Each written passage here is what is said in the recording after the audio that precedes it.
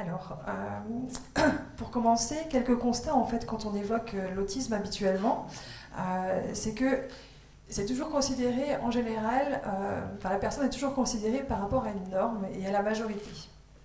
D'autres constats, c'est que finalement, la plupart du temps, enfin de façon quasi systématique, on aborde l'autisme sous l'angle de déficit. Autre point, généralement, quand on vous parle de personnes autistes, on va parler de chaque extrême, entre guillemets, du continuum. Et notamment, on va soit parler des personnes autistes qui présentent une déficience intellectuelle sévère associée à l'autisme, ou alors de personnes autistes qui présentent des capacités extraordinaires. Ce qui est notamment le cas, par exemple, de Daniel Tammet, l'auteur de nombreux ouvrages, et notamment « Je suis né un jour bleu », donc, qui parle d'Ilan, qui a appris l'islandais en une semaine, qui est capable en 5 heures de réciter donc, les 22 514 premières décimales de pi, évidemment sans aucune erreur.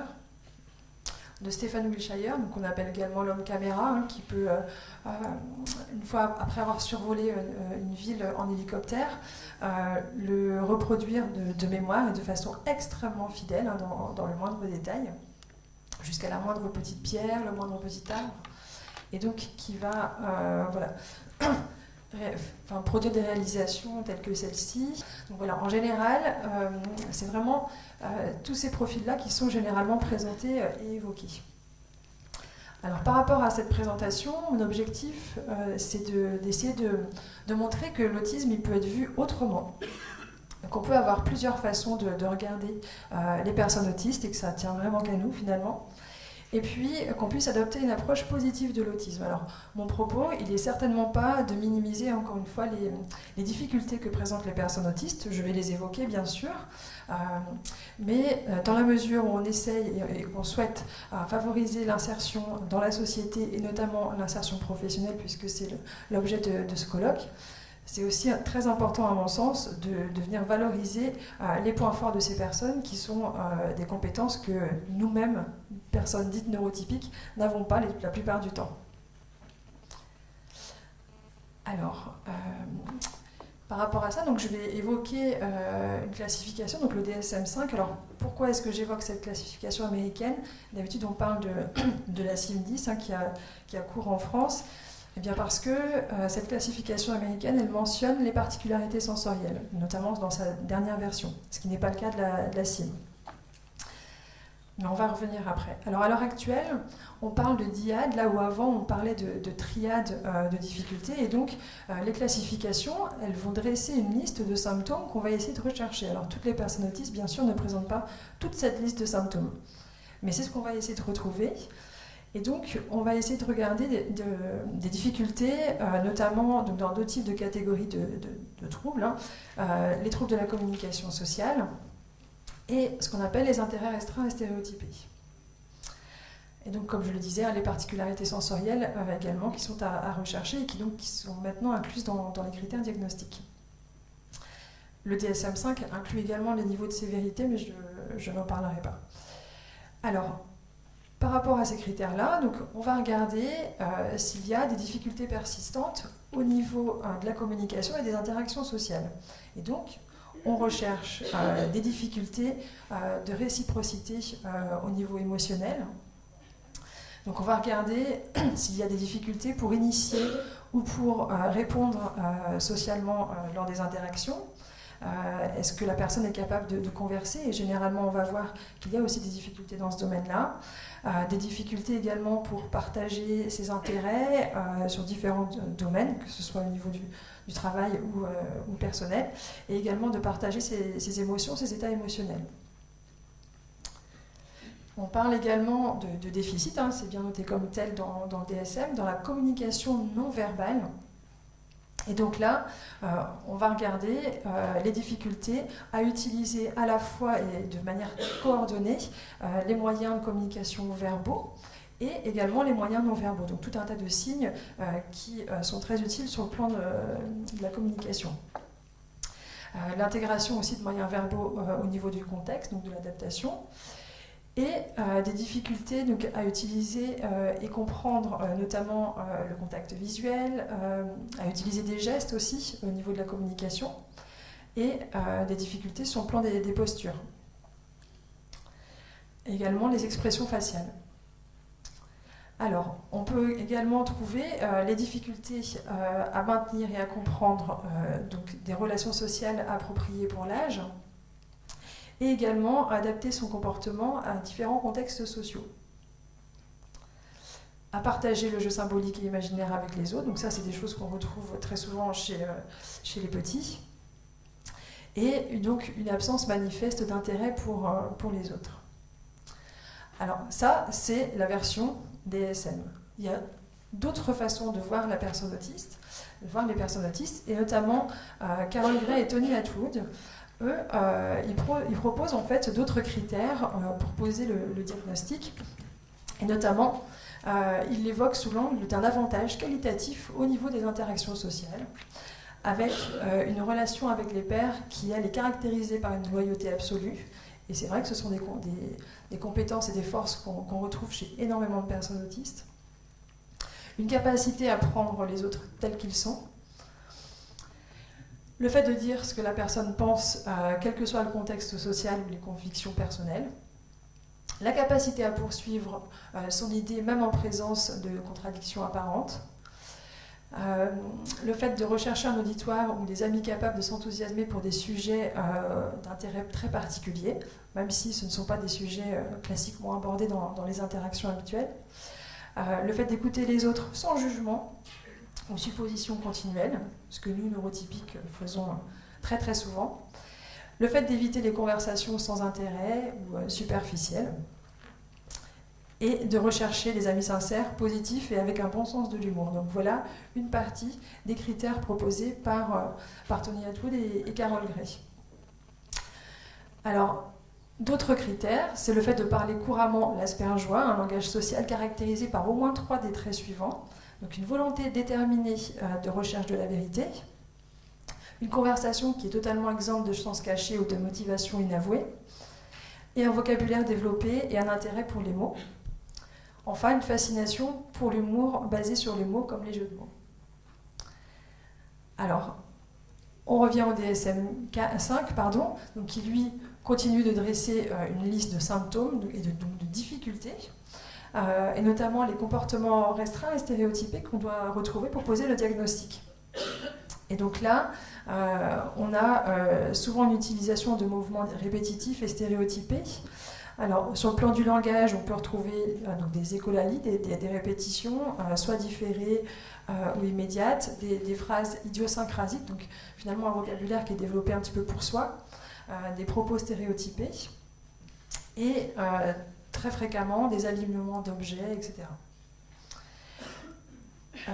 On retrouve également donc une insistance sur la similitude, sur la routine et les rituels verbaux ou non verbaux, donc avec des pensées rigides, des rituels, des problèmes de transition. Donc voilà, là encore, un abord de l'autisme finalement très très négatif. Donc des intérêts restreints, limités ou atypiques, au niveau de l'intensité ou le type d'intérêt, donc avec un attachement excessif à un objet inhabituel, des intérêts trop limités à certains sujets ou prenant une place trop importante. Donc on voit vraiment encore l'aspect très très négatif. Le DSM-5 qui évoque donc les hyper ou les hyporéactivités à des stimuli sensoriels, donc je vais y revenir tout à l'heure. Et donc notamment des indifférences à la douleur ou à la température, des réponses négatives à certains sons ou textures, une fascination pour les lumières ou les objets qui tournent. D'autres manières, encore une fois, de regarder l'autisme, toujours selon Tony Attwood et Carol Gray, on peut aussi voir finalement des compétences cognitives qui sont caractérisées par au moins 4 traits suivants. Une persévérance avide pour recueillir et classer des informations sur un sujet qui intéresse la personne, une préférence nettement marquée pour les détails, ce qui peut être d'un très grand avantage sur le plan professionnel, une perspective originale, parfois unique dans la façon d'aborder les problèmes, une mémoire exceptionnelle et ou un rappel de détails souvent ignorés par les autres personnes, de la suite dans les idées, une connaissance encyclopédique sur un ou sur plusieurs sujets, et des valeurs claires, et notamment des décisions qui ne sont pas influencées par des facteurs politiques ou financiers. Alors, on revient sur le DSM-5. Ce qu'il faut également pour poser le diagnostic, c'est que ces symptômes soient présents depuis la petite enfance, mais il est possible qu'ils se manifestent pleinement, donc seulement au moment où les demandes sociales dépassent les capacités individuelles. Et des symptômes qui doivent altérer le fonctionnement quotidien des personnes. D'autres traits additionnels peuvent être proposés quand on a un autre regard, et notamment celui de Tony Attwood, c'est une sensibilité aiguë à des expériences ou des stimulations sensorielles spécifiques. Donc finalement de voir les particularités sensorielles sous un autre angle. Une capacité à se distinguer dans des sports individuels ou des jeux, notamment ceux faisant appel à une précision visuelle ou à l'endurance. Ce sont un héros social, donc méconnu avec un optimisme confiant, victime fréquente des faiblesses sociales et autres, tout en restant confiant dans la possibilité des amitiés véritables. Une probabilité plus élevée que la population générale à faire des études supérieures, et le fait de s'occuper souvent de ceux qui ont un développement atypique. Alors, voilà les deux façons finalement de regarder l'autisme, soit sous l'angle du DSM-5, alors qui est très utile, bien sûr. Pour autant, on peut très bien voir les personnes d'une toute autre manière et se concentrer finalement sur les forces de la personne autiste. Et puis, si on peut porter un autre regard sur l'autisme, on peut aussi porter un autre regard sur les neurotypiques. Et d'ailleurs, les personnes autistes ne s'en gênent pas, elles ont bien raison. Et certains évoquent,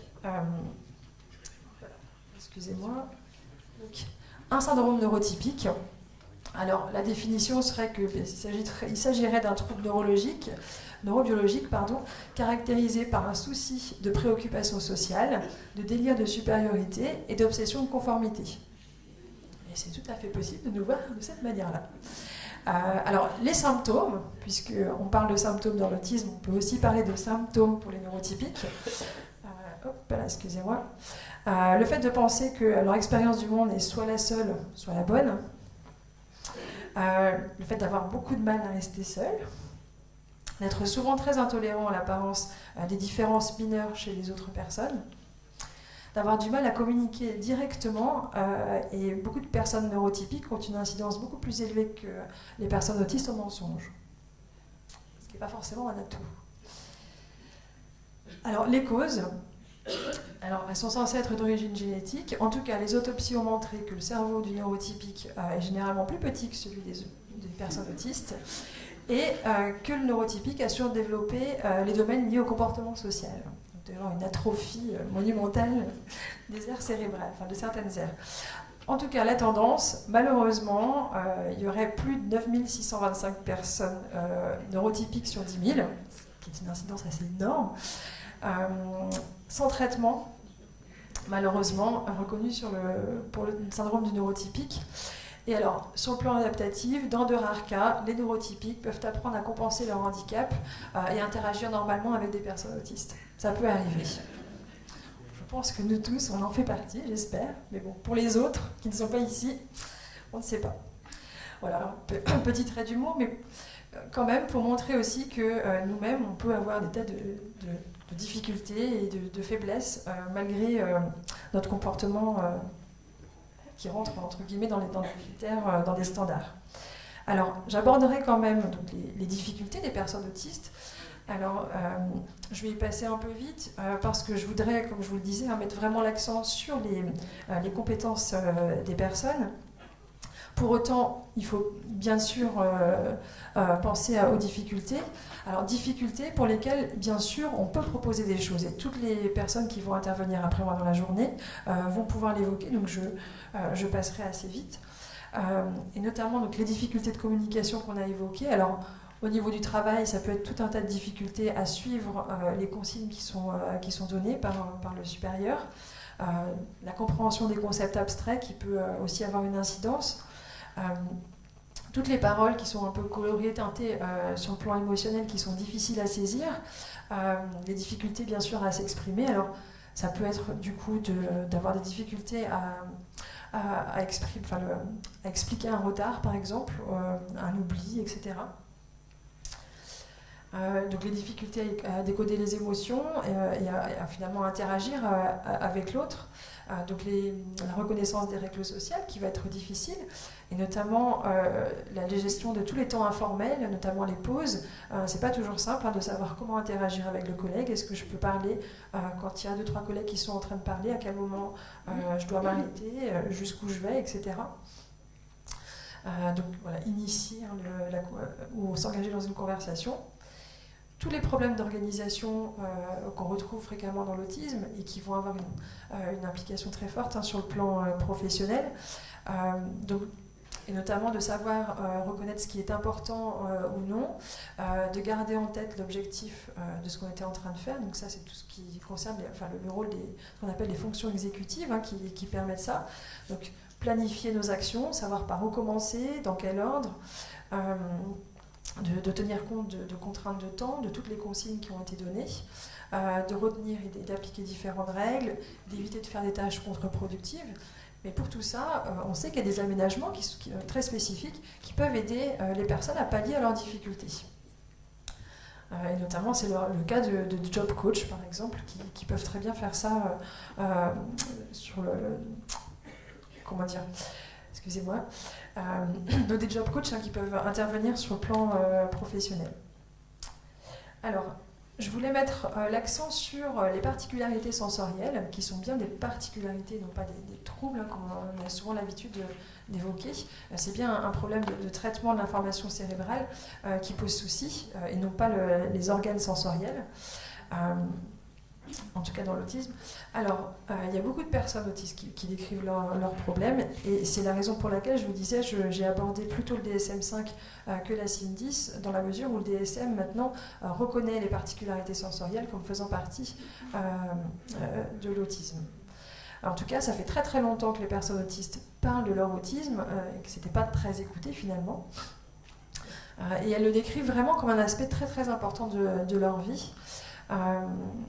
Et en tout cas, ce qu'on en sait, même si on n'en sait pas encore grand-chose, c'est que finalement, leur système sensoriel, il ne fait pas forcément bien le tri dans les informations qui parviennent au cerveau.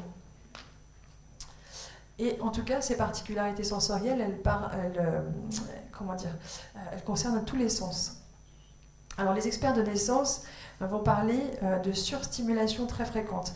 Ils évoquent des raz-de-marée de sensations qui viennent les envahir finalement. Donc, ils évoquent aussi des problèmes pour sélectionner des informations pertinentes dans l'environnement, des problèmes pour moduler les stimulations, donc des stimulations qui vont parvenir de façon très intense et d'autres très diminuées par rapport à la réalité, entre guillemets, et des sensations parfois douloureuses ou menaçantes. Alors, je vais vous passer quelques extraits de personnes autistes qui évoquent les particularités sensorielles, parce qu'elles sont bien plus à même que moi de vous en parler.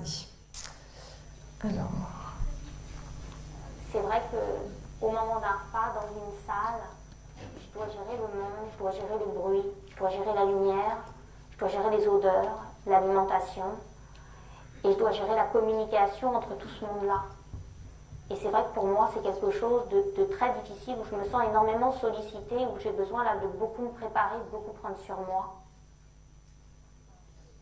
Alors, comme je vous le disais, donc ça concerne tous les sens. Donc il y a à la fois des hypersensibilités et des hyposensibilités. Donc hypersensibilité, des gens qui sont beaucoup plus gênés que nous. Hyposensibilité, il va falloir beaucoup de stimulation avant que la personne commence à percevoir les stimulations. Alors, on a des personnes qui ont des hypersensibilités sur le plan visuel, donc avec une vision assez perçante, des personnes qui réussiront à percevoir des particules dans l'air qui volent, etc.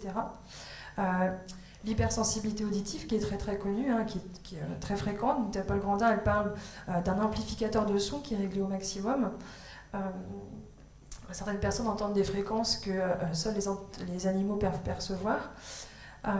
Des hypersensibilités sur le plan gustatif et olfactif, donc des parfums, des odeurs qui peuvent être vécues comme insupportables, et également des sélectivités alimentaires. Alors, un petit témoignage. La cacophonie de la cafétéria, c'est amplifier le volume pour vous à 5, de ce que vous entendez déjà, probablement dans une cafétéria. Et ça va vous donner une idée de tout ce que ça Ça apporte. Surtout que on n'arrive pas à choisir ce qui va rentrer. Hein. Ça fait que ça rentre n'importe comment et tout rentre en même temps, on dirait. Fait que ça fait mal. Ça fait mal aux oreilles. Et ça fait mal aux yeux des fois quand ça bouge trop. Parce que vu le temps, je raccourcis un petit peu. Des hypersensibilités sur le plan tactile, qui sont également très fréquentes chez les personnes autistes et qui peuvent avoir une incidence également sur le plan professionnel. Des hypersensibilités sur le plan vestibulaire, donc au niveau du sens de l'équilibre, également au niveau proprioceptif, donc avec des personnes qui vont avoir des postures assez particulières. Et donc là encore, toutes ces hypersensibilités-là, elles vont être un frein, potentiellement un frein important à l'intégration professionnelle et sociale, bien évidemment. Mais là, c'est pareil, il y a des possibilités aussi pour essayer de pallier à ces difficultés-là et à limiter l'impact de ces particularités sensorielles. Alors, les hyposensibilités, donc on en a également au niveau de tous les sens. Donc, au niveau visuel, des personnes qui vont avoir beaucoup plus de mal à percevoir les détails des objets. Au niveau auditif, le fait d'aller chercher un peu plus les sons. Des hyposensibilités gustatives et olfactives. Au niveau tactile également, on peut avoir des difficultés à ressentir la douleur, la température, et également au niveau vestibulaire et proprioceptif. Alors, juste un petit... Moi, si on me touche, il y a des chances que j'entende plus. Je rentre l'information là et je vais aller la connecter à l'intérieur. Je vais aller connecter mon ouïe par l'intérieur une fois que le visuel a rentré la première donnée. Et je n'arrive pas toujours, pas souvent, à faire fonctionner 2 sens en même temps, 3 sens. C'est très rare. Mais je le vois maintenant. Il y a une alternance. Ça va plus vite qu'avant, c'est sûr. Mais quand je vais être très concentrée, là, j'ai beaucoup de pratique. Là, maintenant, je peux regarder pendant que je parle. Mais avant, j'étais incapable de regarder en parlant. Alors, on peut parler de difficultés, et pour autant, ça peut aussi être vu comme des atouts. Quand j'étais petite, quand j'avais 8 ou 9 ans, je prenais le métro avec ma mère. Et quand on est descendu sur un côté du quai, j'ai dit à ma mère que je sentais une odeur d'orange. Mais elle a regardé autour d'elle, elle a dit, il n'y a pas d'orange. On est allé tout au bout du quai, il y avait une dame qui était en train d'éplucher une orange. Et une personne qui m'a dit que j'aurais dû être née, la personne qui fabrique les parfums. Voilà, alors justement, donc une transition pour parler des atouts. Et là, il y a... Je suis vraiment désolée. Oui, je sais. Alors, c'est Laurent Motron donc, qui évoque que finalement, trop souvent, les employeurs ne réalisent pas suffisamment ce que peuvent faire les personnes autistes. Et que finalement, les personnes autistes sont très souvent cantonnées à des tâches subalternes ou répétitives. Alors, par rapport à Tony Attwood, lui, ce qu'il explique, je suis désolée, c'est que finalement, les personnes autistes sont des personnes très fiables au niveau du travail, sont tenaces, perfectionnistes, capables d'identifier facilement leurs erreurs. Donc, elles ont des attitudes techniques très importantes, un sens de la justice également très aiguisé, une précision et une attention portée aux détails, une logique et une capacité à trouver des solutions originales aux problèmes. Ce sont des personnes honnêtes, foncièrement honnêtes d'ailleurs, et capables parfois d'apprécier aussi des activités routinières. Alors je vais passer celui-là. Je voudrais... Je suis désolée du coup pour évoquer le cas de Michel Dawson, donc, qui travaille avec Laurent Motron et qui travaillait comme factrice en fait à l'origine, et dès l'instant où elle a évoqué son syndrome d'Asperger, ça a été très compliqué pour elle sur le plan à son travail. Elle a été victime d'harcèlement. Elle a rencontré Laurent Motron, qui l'a accueilli dans son équipe et qui en a été très content parce que finalement son autisme s'est révélé être un véritable atout au niveau de ses recherches. Alors, Et notamment, ce qu'il peut en dire de ses points forts, c'est que elle seule est capable finalement de traiter des ensembles très volumineux de données. Elle a une mémoire exceptionnelle qui lui permet de bien se rappeler des articles lus de façon très précise. Et souvent, elle arrive vraiment à voir ce qui échappe finalement aux personnes dans les articles scientifiques. Notamment des irrégularités au niveau de la recherche. Alors, je vais passer ça. Je suis désolée d'aller aussi vite que ça. Je voulais terminer sur le parcours d'Alex, en fait, un jeune que j'ai rencontré il y a quelques années au Centre de ressources autisme, au cours de son diagnostic, et que j'ai revu très récemment dans un de nos services au Genet d'Or. Donc c'est un jeune qui a passé une grosse partie de sa vie en IME, et jusqu'à à peu près ses 18 ans. 18 ans, ça correspond au moment où on l'a vu au CRA en diagnostic, et où on a pu réaliser une évaluation fonctionnelle. Donc une évaluation de ses compétences et de ses difficultés, bien sûr. Alors c'est un jeune qui a un intérêt très très marqué pour les moteurs depuis tout jeune, et qui au domicile démontait et remontait à peu près tous les moteurs à la maison, donc la machine à laver, etc. Enfin, à peu près tout. Donc le diagnostic est posé, et donc je participe à l'évaluation neuropsychologique de ce jeune. Et ce qu'on voit, c'est que il n'y a pas de déficience intellectuelle, donc sa place en IME, elle pose question. Et puis, il n'a pas forcément non plus un niveau très très élevé, il était à peu près aux alentours de 80 de QI. Mais en tout cas, il arrête l'IME. Les parents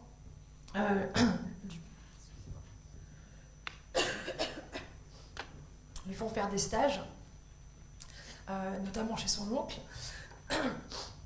Et puis, en fait, il se révèle être très bon en stage. Et là, je rencontre l'assistante sociale de l'IME qui me dit, mais tu sais, tu dis qu'il a fait des super stages, les parents aussi, mais c'est chez son oncle, les gens ils surestiment ses compétences, etc. Je fais, oui, peut-être, mais c'est une personne autiste, c'est son intérêt restreint.